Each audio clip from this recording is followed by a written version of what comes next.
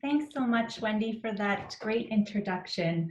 So welcome. We're looking forward to sharing some time with you today. So during the pandemic, we've seen a variety of images. We've seen our leaders and medical experts.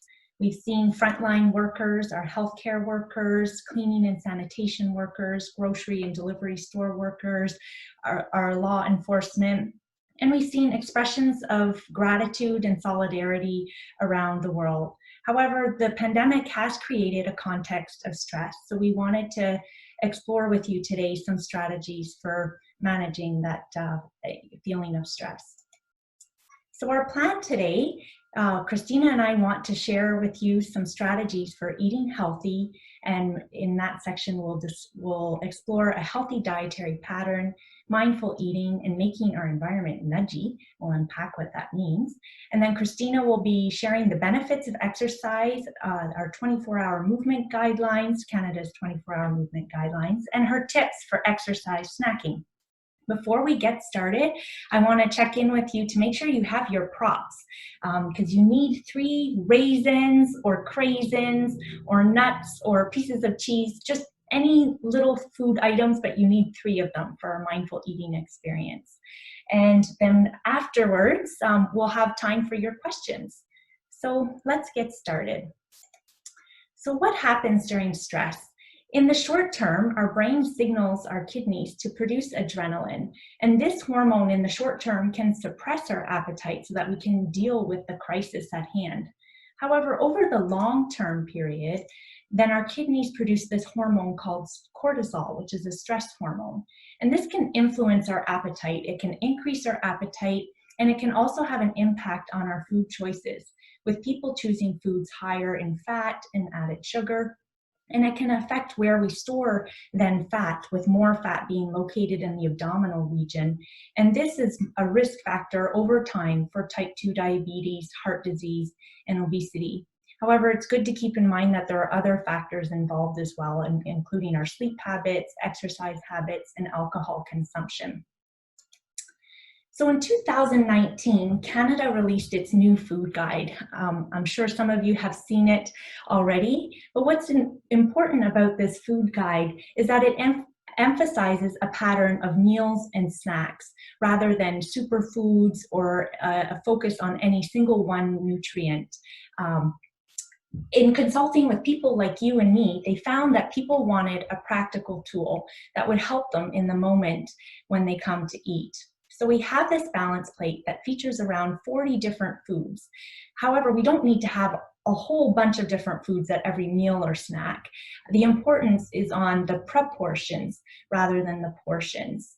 So we have here half the plate with vegetables and fruit. So we see here an emphasis on color. We see dark leafy greens, broccoli, and then other brightly colored vegetables, then reds and oranges, and then fruits as well. In our protein side of the plate, we have our yogurt, cheese, tofu, seafood and fish, legumes, nuts, seeds, eggs, and some red meat as well. And then we have our whole grain section of the plate. So here we have some wild rice, pasta, bread, quinoa, but we can also include other whole grains like oats, barley, millet. And then sometimes we can also count some of these starchy vegetables over here, like you see our sweet potato and potatoes, because our bodies respond to these starchy vegetables much in the same way that they respond to the whole grain portion of the plate. So we see here our proportions. We have half, a quarter protein, and then a quarter whole grain foods. And if we can have meals throughout the day that emphasize these 3 food groups and snacks that include 2 of any of the food groups, then we're well on our way to meeting our needs for the recommendations for our vitamins like vitamin A, folate, for minerals like calcium, potassium, just to name a few. And then also for things like carbohydrates, proteins, fats, and dietary fiber. So there's a couple other important things to keep in mind. So we want our plates to be colorful, and that's also a little bit of an indicator for the variety of nutrients that we can be receiving. And we want to make sure too that we don't skip meals and that we can drink often throughout the day, making water our drink of choice. So let's look at some practical examples of meals and snacks. So here we have some beautiful examples. However, it doesn't always have to look as perfect and well put together as that. Healthy just means balanced. So we can have our balance in terms of having those three types of foods that I just mentioned, our vegetables, our carbohydrates and starchy vegetables, and our protein foods, in order to create some balanced meals and snacks. So we asked some participants who were part of a research project. They were working on preparing a salad recipe. We asked them to take the ingredients of that recipe and to group them according to this kind of balanced plate principle. So we have the vegetables on one side, the grain in 1/4 of the bowl, and the kidney beans in the other part of the bowl. So you get a nice illustration using a recipe of kind of that balanced principle. And then we mix them up, and there you see those salads there. So it seems like a simple idea. However, a research study published last year found that only 11% of us were able to fill their plate with fruits and vegetables at every meal. So there's a variety of reasons for that, but it doesn't help to keep refreshing the message so that we can make it a practice and part of our daily routine. So we can also use label reading when we're looking at our food products in order to explore healthy choices. So we want to include choices that have less saturated and trans fats, less sodium, less added sugars, and so on. Those are indicated by the yellow arrows on this food label here. And then we want to choose food items that have more dietary fiber and protein. And how we can make our choices is looking at the daily value. So we see here that 5% is a little and 15% is a lot. So we can use this as kind of a barometer for making our choices. And this label here that you see on the right-hand side is actually the new label, and companies have until 2022 to make changes on their products. But what is exciting about this is that we now have a percent daily value for sugars. We didn't used to have that. And also this handy little rule of 5% or less is a little and 15% or more is a lot will now be on each label. So we can also look at the ingredient list, because the ingredients that are at the top of the list are there because they are in the highest amount, because the ingredients are listed in order by weight. So that's all well and good. We have some general healthy eating principles, and by far that's still been demonstrated in the literature to be a good approach for favorizing our immune system, for decreasing our risk for chronic diseases, and decreasing our risk for deficiencies, which would over time compromise our body's ability to just do our day-to-day activities and be in a good position to have a healthy immune system as well. But what do we do in the context of stress? So we can look at some of the research, and there's been a lot of research looking at the idea of mindful eating, so much so that it is now included as part of the new food guide as one of the key recommendations that we can approach how we eat using principles of mindful eating. And they looked at studies looking at chronic conditions like diabetes, heart disease, obesity, eating disorders, and then the context of stress as well. So how do we define mindful eating? Well, simply put, there's many different types of definitions, but simply put, we can think about it in terms of our attention and our attitude. So our attention, that has to do with being present, limiting distractions when it's time to eat, limiting our screens at the table, and taking the time to just really enjoy and appreciate our food. So I have some examples of some of my go-to snacks here. So it could mean concretely that if as I'm eating like my peppers, I notice like the colors. When I have my yogurt, and I have some flax here that I ground up and that I keep stored in the fridge, that I can enjoy like the texture. And then I have some nuts, some craisins, and a little bit of dark chocolate and some dried prunes here as well. So it means that I can also enjoy the crunchy texture of them. So, and then in terms of our attitude, so we want to approach then our food with an attitude of non-judgment and curiosity. So taking a break from assessing or evaluating ourselves and giving ourselves a little bit of self-kindness. So some ways to incorporate mindful eating as we're eating at home, we can ask ourselves how hungry or full we are before and after a meal. And we can notice the subtle flavors or secret ingredients. Christina and I were talking, and she mentioned about how she asked her kids, what's the secret ingredient in this recipe? When we eat a pleasant meal, we can notice how it feels after we eat. Are we more relaxed? Do we feel more energy? And do we appreciate how the food looks on our plate? And before we eat, can we appreciate the smells? And as we eat, can we taste every bite of the food that we eat?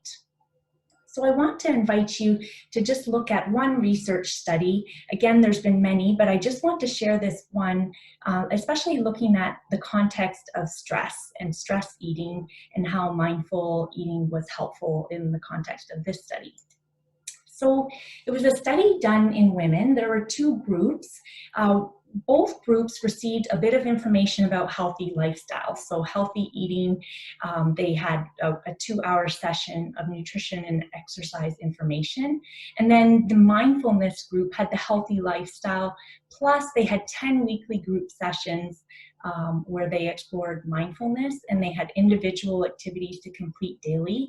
And they were asked every time they ate, as much as possible, to try and eat mindfully. So it doesn't mean thinking of all those questions that I just mentioned, but it could mean picking one, that I'm going to notice how my food smells or how my food tastes, or that I'm going to pause afterwards and see how I feel, and then track it to see the results over time. So after a 4-month period, they found in the group who was part of the mindfulness intervention that they reported a decrease in their sense of chronic stress. Also, they reported a decrease in external eating. So that means eating for any reason other than being hungry. So it could be in response to stress, but it could be in response to other cues, visual cues, like having seen a commercial that makes us hungry, or anything else. And these women also had a decreased cortisol awakening response, which served kind of like as an index for how much of the stress hormone that their bodies were making. And over the 4-month period, they had a decrease of fat stored in that abdominal region, which can increase our risk for certain chronic diseases. Their weight didn't change over that 4-month period, but there were some positive effects from this study. So they did a follow-up with these same women, and the researchers wanted to look at cellular aging. So they can do this by looking at what they call telomeres, which are the ends of our chromosomes in our DNA. And the researchers in this particular study, they didn't actually measure the telomeres, but they looked at a little helper enzyme to see how active it is, because if it's more active, it's more involved in keeping the cell younger. And they found that there was an increased activity of this enzyme and a decreased amount of cortisol in these women who were part of the mindfulness intervention. And interestingly, they made a change in their food choices, and they had a decrease in energy coming from fat. So they were making choices that were more healthy for them in the long run. Yet, they reported that they had less dietary restraint. So that means behaviors more linked to dieting, like restricting or feeling that they can only eat certain things. So the authors concluded that the present results point to the need to encourage flexible and balanced weight loss strategies to avoid a sense of deprivation that may lead to chronic consumption of high-fat foods and eventual accelerated cellular aging. Because they found that as the women reported less dietary behaviors, they had increased activity of that little helper enzyme, so keeping their cells young. So I'd like to invite you to participate in a mindful eating experience with me. So if you have your props ready, you need your 3 raisins or craisins or nuts or cheese. So I'd invite you to pick up the first one. And what do you see and how does it smell as you pick up the first one? So you can eat it.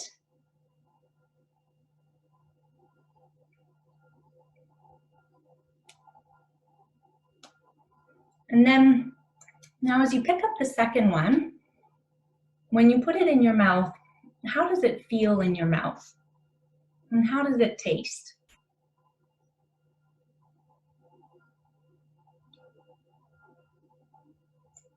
And now as you pick up the third one, I invite you to think about where it came from and how it nourishes our body. So if you had a raisin or another dried fruit, I want you to think about, or I'd invite you to think about how it was as it was growing, the sunshine that it took in, the nutrients that it took from the earth, and then the hands that picked it. And then as it made its way through delivery and then to the store and eventually into your home as you're eating it now. And as you're eating it, I want to ask you to think about how it's nourishing your body. So as you're chewing it, we have enzymes even in your mouth that start breaking down some of the sugars found in the fruit. And then it breaks it down so your body can absorb the sugar and it can go in your bloodstream. And eventually it will make its way to our cells to be used as fuel or energy, so that we have the energy as we're sitting here, breathing in and breathing out, because our muscles use energy to help us breathe. And as we move, they're also using some energy, and our brains as well are using glucose or sugar for energy. So this experience might be a bit different from when we take a handful of foods. So I'd invite you to reflect on how this experience is different from eating a handful of raisins or a handful of whichever food item that you might have had, and how you would describe this experience. You can either jot this down, or if you want to share this with us in the chat, we'd love to hear from you as well. So how do we make sure that we can have experiences like the healthy dietary pattern that we talked about with Canada's Food Guide and mindful eating experiences in our day-to-day?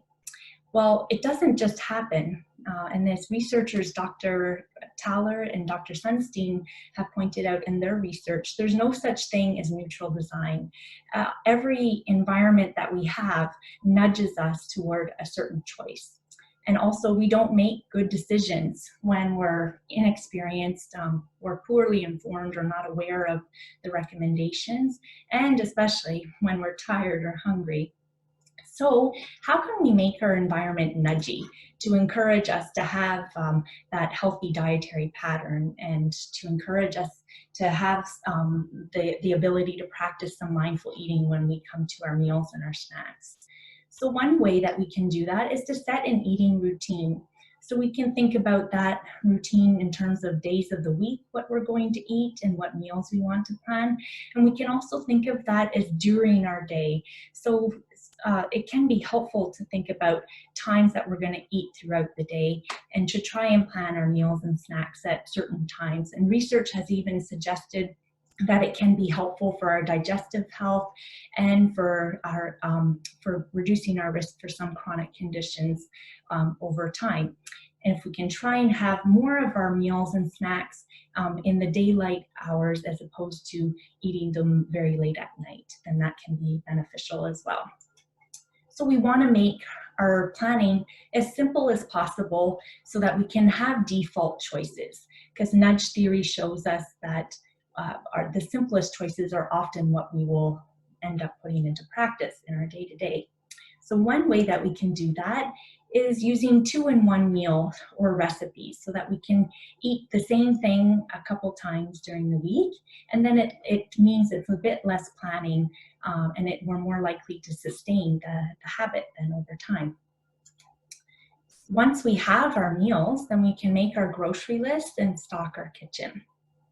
So I want to show you an example of some of the 2-for-1 meals. So here we have a like a little menu plan throughout the week, but you'll notice that some of the meals repeat, and it's actually just 3 different breakfast meals that rotate, 3 different lunch meals that rotate, and 4 to 6 different supper meals. However, some of the the components of the supper meals we can reuse in a subsequent supper. So it means not having to come up with cooking a whole fresh meal all throughout the day, and then we can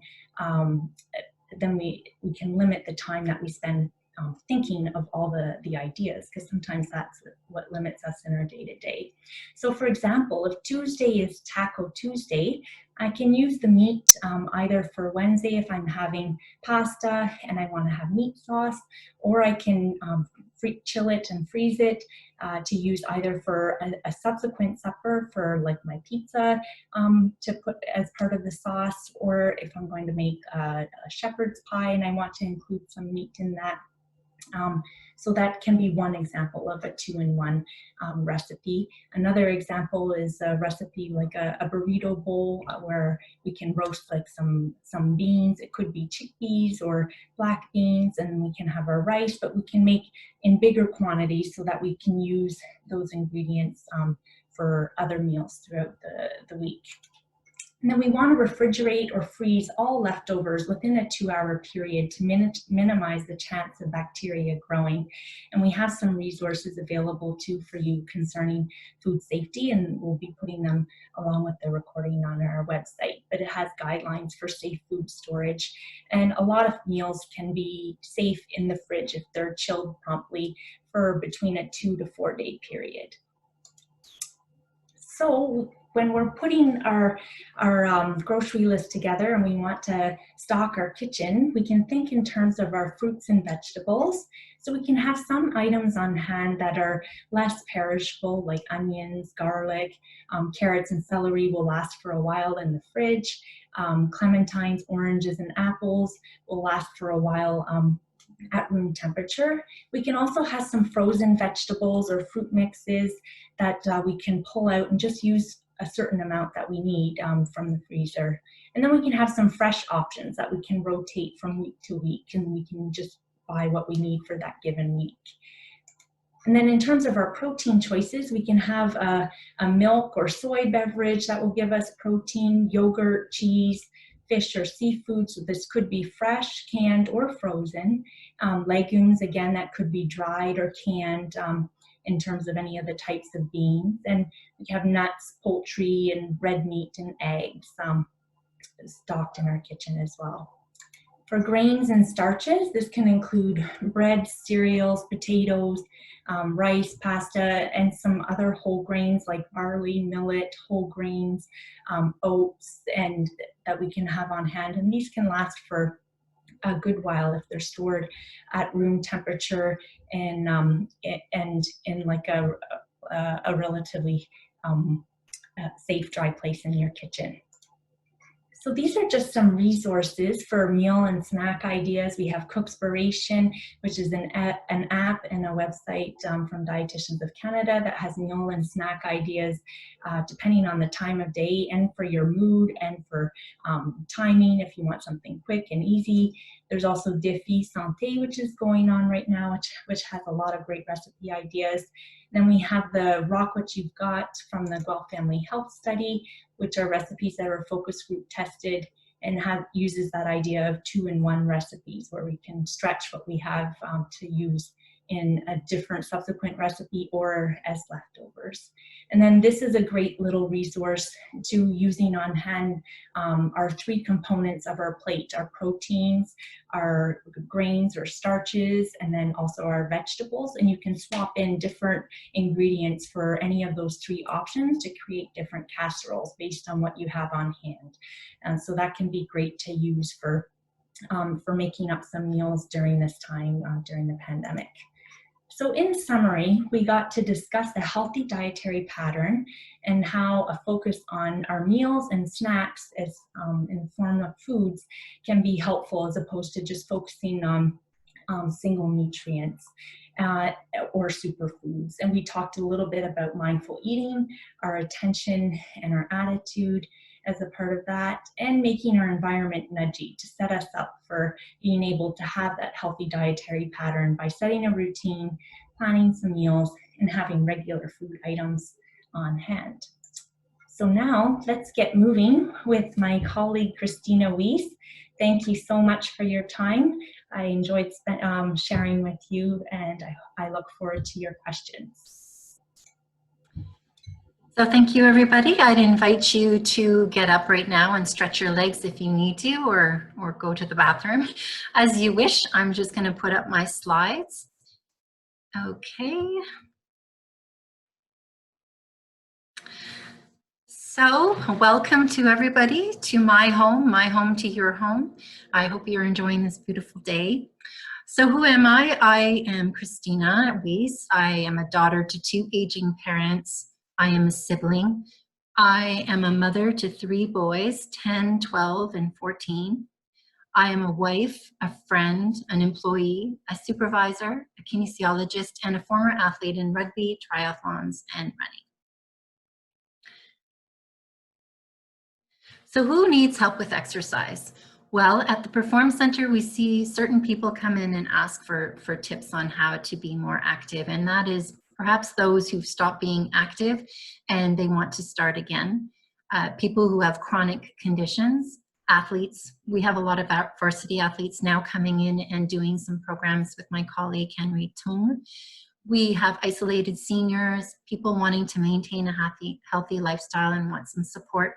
People with disabilities who need assistance with adjusting the machines and such. And we have like some intern students who come in and put their theory into practice by working with different clients. So why exercise? Why is exercise important? Obviously, we're at home right now, we're self-isolating, and we're going outside probably more than we have in a long time to do our walks and cycling and things like that.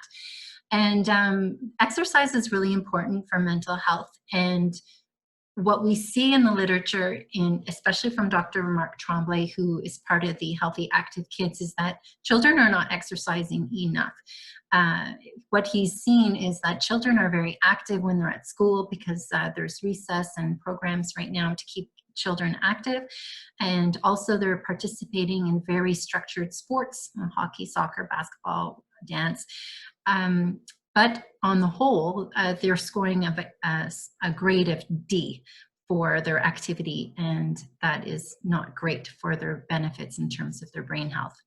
Also, Dr. Brendan Stubbs has done a lot of research and has published a lot since 2017 on people with mental health, people also being treated for mental health, such as high stress, anxiety, and depression. And he says that less than 50% of those people diagnosed are not exercising enough for health benefits. So we know that exercise is a great stress reliever, and we're going to talk a little bit more about what those benefits are. So Dr. Mickelson and her colleagues created a wonderful review on the mechanisms involved in improving mental health with exercise. So what happens is that when we exercise, we increase the oxygen in our bodies and also through our brain, through increased breathing.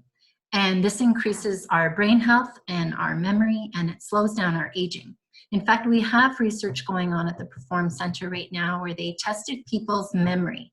And what they did is they had them exercise or not exercise, gave them some memory cards, and then either asked them to nap or not to nap, and then looked at how well they were able to do or score on their next test, on their memory test.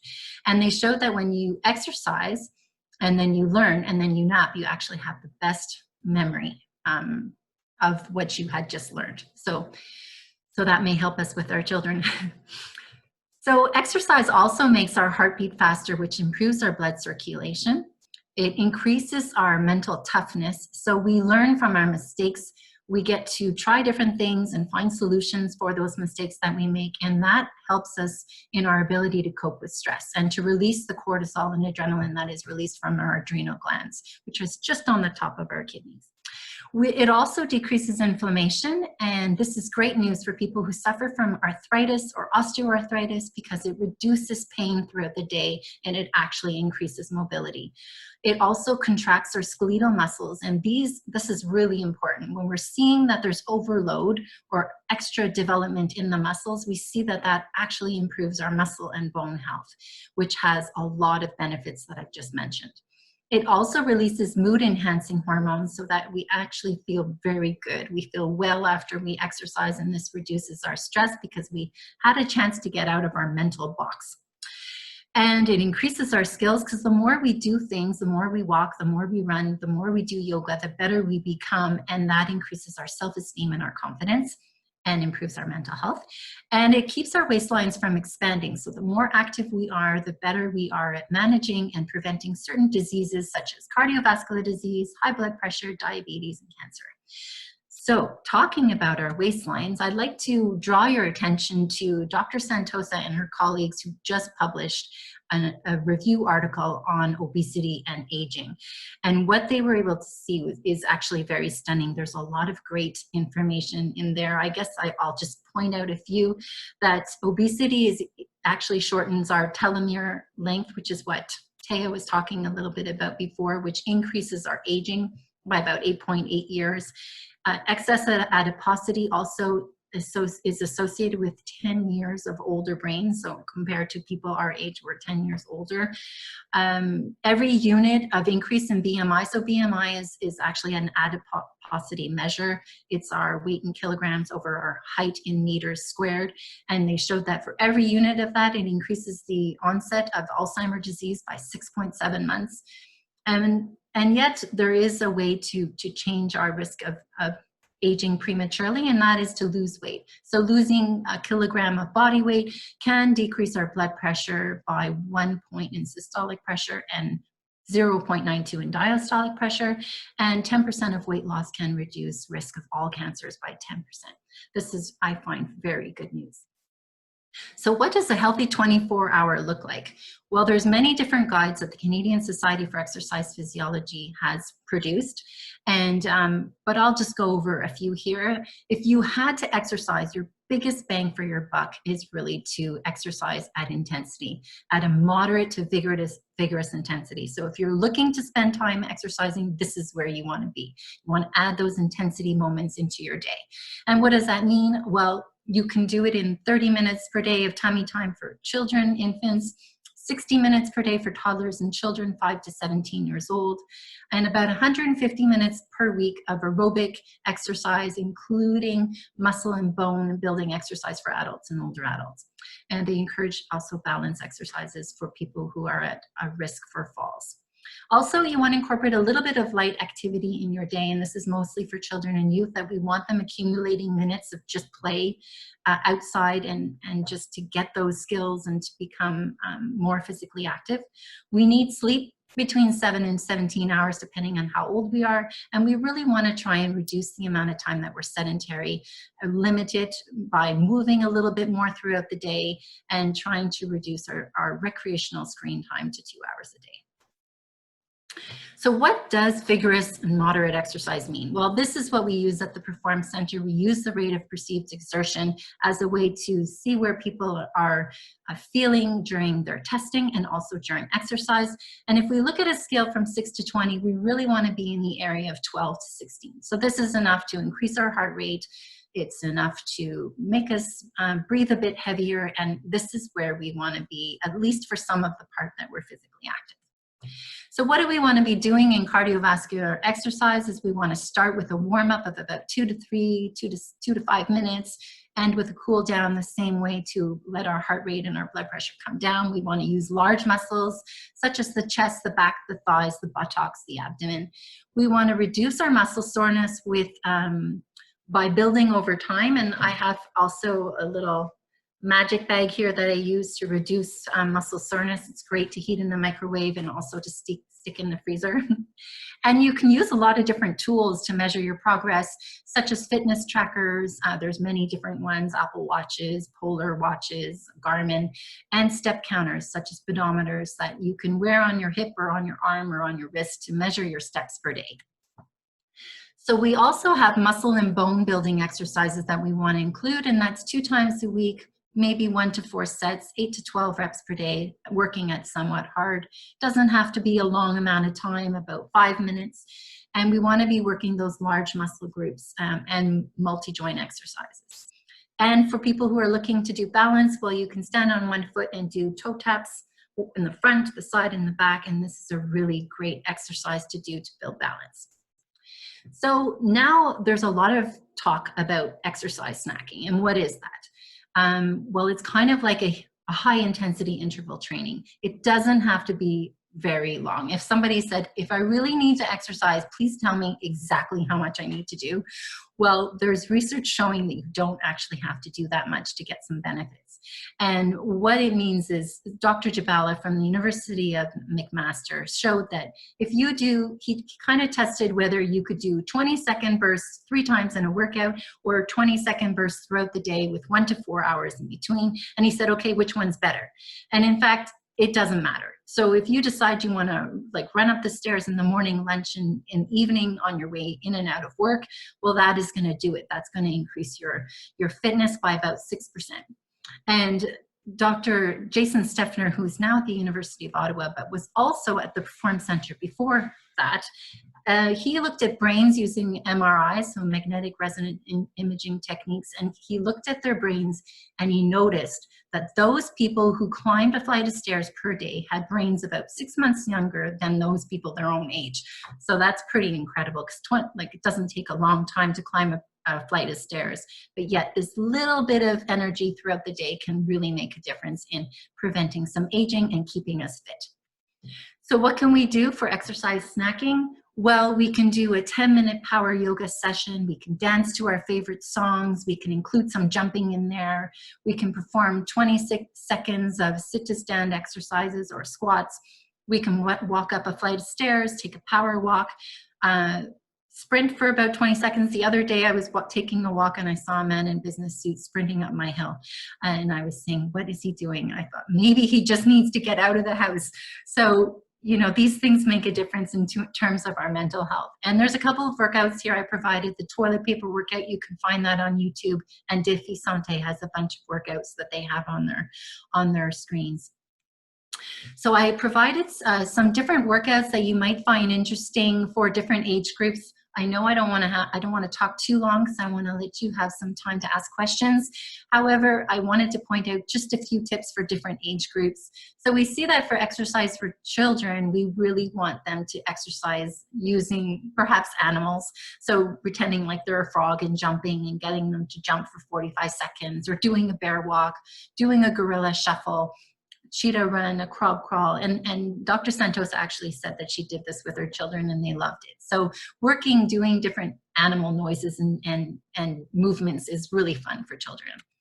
For teens and tweens, this is where we see that children really like to connect with their other peers.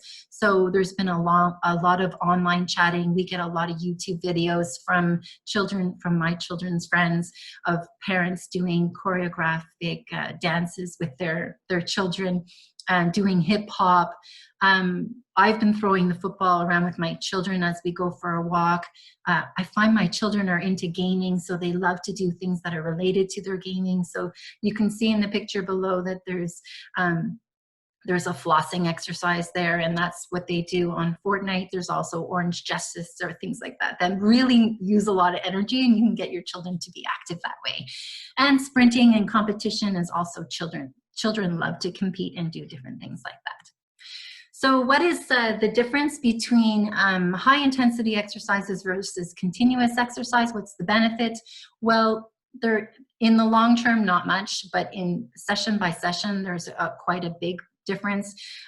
People who do higher intensity bouts of exercise generally find it more interesting, more fun. They're shorter workouts, they're more efficient. So you can get your biggest bang for your buck in shorter time. So that can be sometimes fun. The only thing is there is a risk of injury if you're working too high in terms of intensity. So just to manage that intensity with a warm up and a cool down. So I provided a couple of different workouts here. This is a high intensity circuit for physically active people. It's basically 20 seconds on, 20 seconds off in rest. You use a timer and you can do jumping jacks, burpees, mountain climber exercises, explosive push-ups, a side plank, which is really good for the obliques and the core, and then a Superman exercise for the back. So this is just 6 exercises. You keep doing them in a short period of time. In 5 minutes, you're done. Bing, bang, boom. I've also included a home workout as part of this webinar, and it provides all the descriptions of different exercises. They're a bit more lower intensity and adapted to people who may have mobility issues or low physical activity, but they're great whether you do them with a bit of jumping jacks between each one or you just do them on their own. They're really fun to do. And I've also included some stretching exercises in a home workout that you will receive after this session. And I just wanted to finish with some general tips and tricks. And Billy, thank you for your attention for today. So what I would recommend is that you choose a time that works for you and make it a routine. So choose a place and prepare that place. For me, it's in my living room. I prepare it with by moving the rocking chair and being with my kids while I exercise. Get your family, friends, and coworkers involved in some kind of competition. I think that's lots of fun. You can even do that at a distance and say, okay, we're going to do a challenge on push-ups, or how many minutes can you get in a day? The friendly competition is actually what makes it very interesting and fun. We even had that going on at our workplace too. Even small amounts of exercise help in terms of making a big difference to your stress levels and your mental health. So don't be afraid to add 20 seconds, 10 seconds, anytime you can get to really add that time into your day. Be flexible, change it up with your increased intensity, take more breaks from your sedentary time, play a really good tune like Justin Bieber and Post Malone and Drake, and just boogie with your kids. Use apps and videos, and if you really need support, you can always reach out to a kinesiologist and work with a trainer. So I want to thank you so much for listening, and I'm going to open it up for questions. And here I go. Let's try and make this happen. So great, thank you, Christina, and thank you, Théa. So I just want to invite the attendees, the audience, to ask us any questions using the Q&A button at the bottom of your screen, should you have any. And we're going to be doing our best to answer them at the moment. One of my questions that came in, Christina, is for you. So the question is, how do you recommend hitting that 10,000 step goal at home? I live in a small studio with no stairs. So if you're able to go out and walk, that helps. Doing chores around the house helps. Doing yoga sessions, dancing in your kitchen while you're cooking supper. I find that when we're waiting for things to boil, we are just watching it and it takes forever. We can just put on some music and dance while we do that. If you're working from home, you can get up from your desk and just take a break to do some step-ups on a chair, do some push-ups, do some squats. It sounds really silly because it's something that you can do in your house, but it really makes a difference in terms of getting your minutes of physical activity in. I don't know if that helps. Great, thank you, Christina. We have a couple questions regarding motivation. It says, motivation is the hardest part. Do you have any suggestions? Someone else asked, what are some techniques that I could use to stay motivated or to keep me on track? Is that question for me? Yes, Christina, that I believe that it is saying motivation. I assume it's motivation to exercise, but maybe we could have answers from Théa as well in terms of motivation to stay healthy and eat well. Well, what I would recommend to get motivated is most of the people that come in to perform actually have a goal in mind. They have a wedding they have to go to. They have to get into a bikini in a very short period of time. They're going to Spain to walk a beautiful pilgrimage walk, and they want to make sure that they don't get injured. They're going skiing, hiking. So I really find that if you want to stay motivated, the best thing to do is set a goal. It can be a short-term goal and then a long-term goal, and that really helps you make some steps towards that goal. If it's day-to-day, it's really hard sometimes to get motivated when it's a nasty weather out there. But if you set a routine where you say to yourself, I'm going to go in the morning sometime, and I'm going to go in the afternoon or after supper sometime for a walk, then the routine, even if you're not motivated, will get you into action to do those minutes of physical activity. Théa, I don't know if you want to answer a question. Yeah, sure. I think, well, it you can start in terms of your eating habits with something that you enjoy, and it can be as simple as building a snack that you enjoy and that will satisfy at a time of day where you might usually make a different choice, but it can be to plan for that snack that you know that you will enjoy. And you can incorporate some strategies from mindful eating to take the time to savor it and to check in with yourself how hungry you're feeling before and how you're feeling afterwards as well. And then in terms of motivation for a healthy dietary pattern, it can be as simple as starting with building one meal that has those types of proportions a day, and then you can work up from there. But immersing yourself in some of the resources that we mentioned too, because we have some great resources that can be helpful as well. Great, thank you, Théa. We have another question for Christina. Yes. 40-minute moderate walk, is it helpful? Absolutely.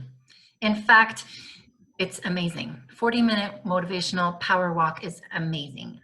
In fact, Brendan Stubbs, who is a doctor for the treatment of anxiety, depression, and stress reduction, says that 2 to 3 walks of between 45 to 60 minutes is perfect.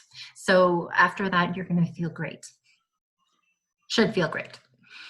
Thank you again, Christina. We have a question for Théa here. What snacks can you recommend for people with IBD? I can't eat raw vegetables, nuts, or fruits, and I have a very hard time finding healthy snacks. Any recommendations? Well, sometimes it can be helpful to have a certain portion of even like a small portion of like a smoothie that you might be able to tolerate. You can even throw in a little bit of ginger into the smoothie. So this could have some fruits that you enjoy, and it could have if you are able to tolerate a certain type of milk, it could include that, but it could also include like some water and some juice as well. So I would say like starting with small portions of foods that you can tolerate and to try and build up from there in terms of building a healthy snack, and to incorporate a source of protein into either like your smoothie if you're having that, or another type of protein that you are able to tolerate. So it sounds like nuts won't work, but maybe there could be other types of protein choices that may work.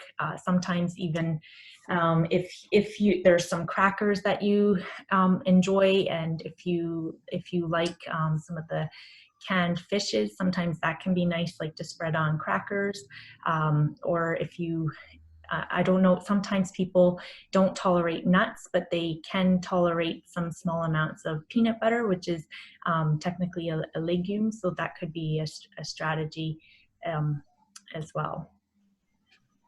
Great, thank you, Théa. We have another question for Christina. How important is how important is the time of day for exercise, or does it not really matter? Doesn't matter. Find a time that works for you. And that can be just the trickiest part right there. Sometimes if you have digestive issues, in the sense that you want to do something that's a little bit more vigorous, depending on your stomach, you may have to wait 2 hours to do that. So maybe, first thing in the morning might be nice, or in the evening. It depends on you and your stomach. Wonderful. Another question for Théa. I have a tendency to eat at the moment. How far in advance should I cook meals, and usually what time of the day?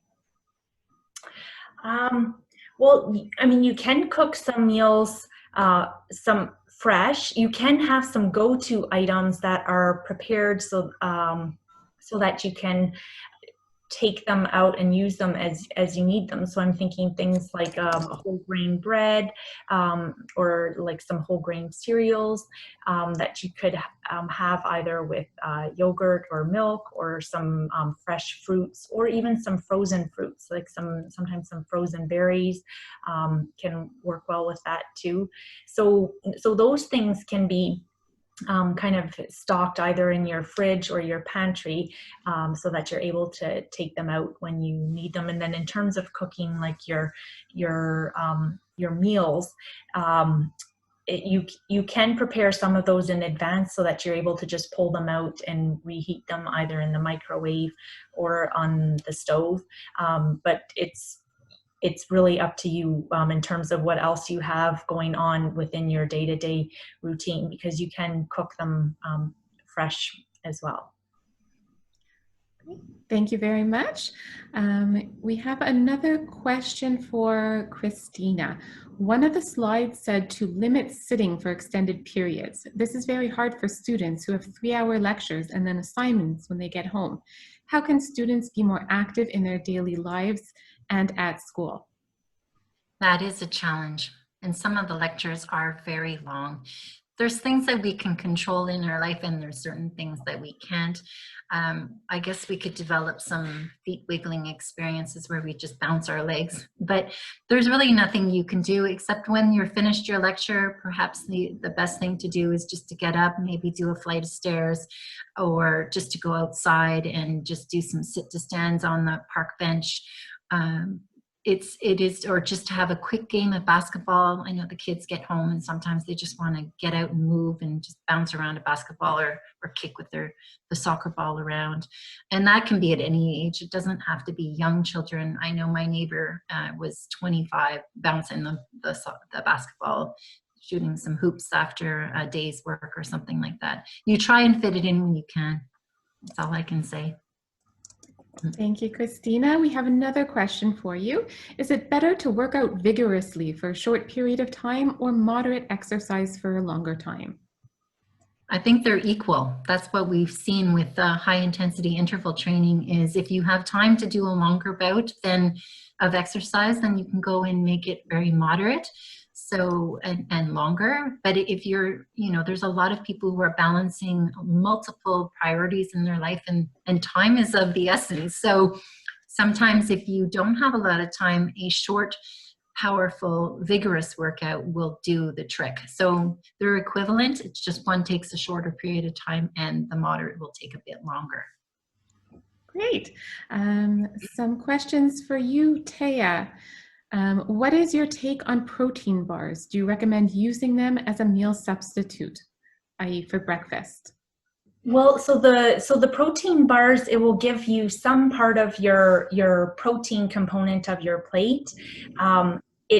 It could be good though also to combine that with having like either a fruit or vegetable if you want, or a whole grain as well. So the idea is that is to try and get at least like 3 of those different types of foods at many of your main meals, because we want to be able to hit all your targets for your different vitamins and minerals that are found across the different food groups. So for example, some B vitamins might not be found in as high of quantity in some of our protein foods,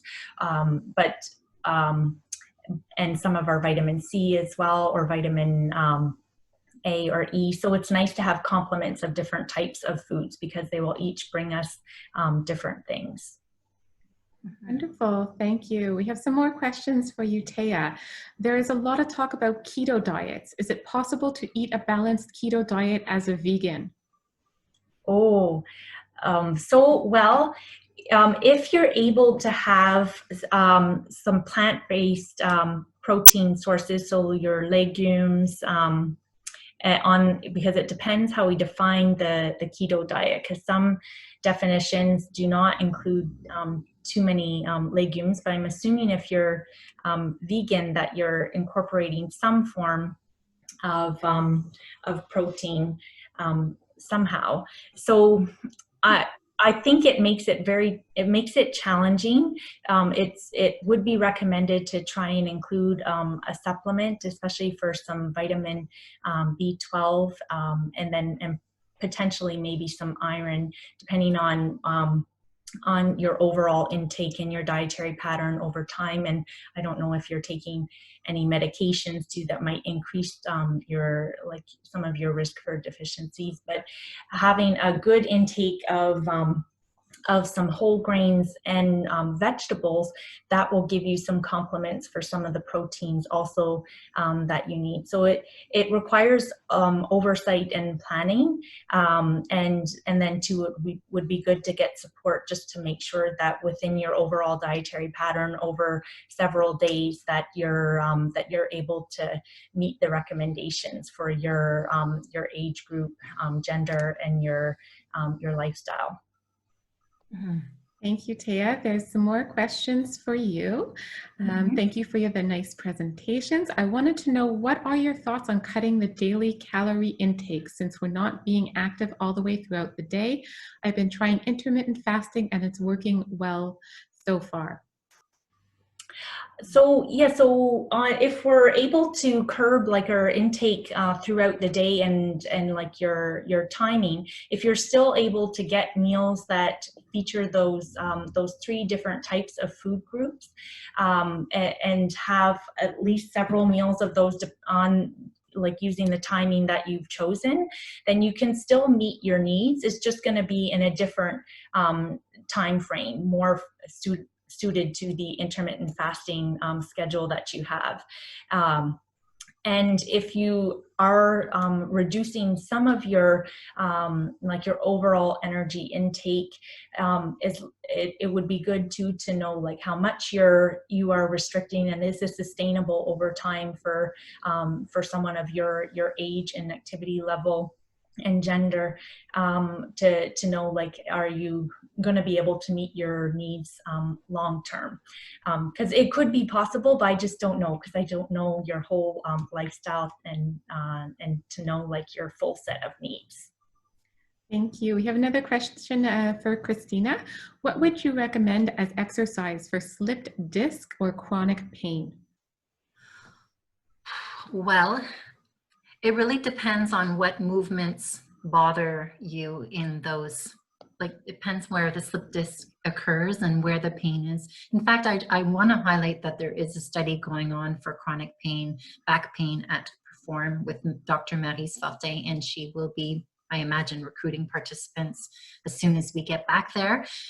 Basically, you don't want to activate pain when you're exercising. So if you are having pain, avoid those exercises that are causing you pain.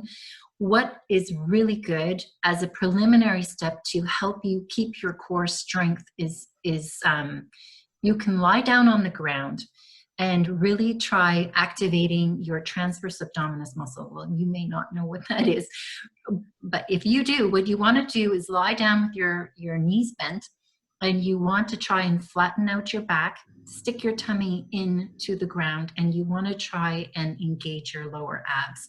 And you would hold it for 10 seconds and do that 10 times.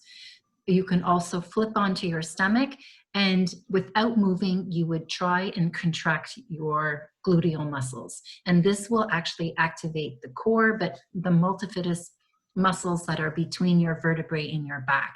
And that will be a really good step forward as you prepare to move. If that's okay, then there's always different progressions that you can do, such as a glute bridge or doing a plank on your knees.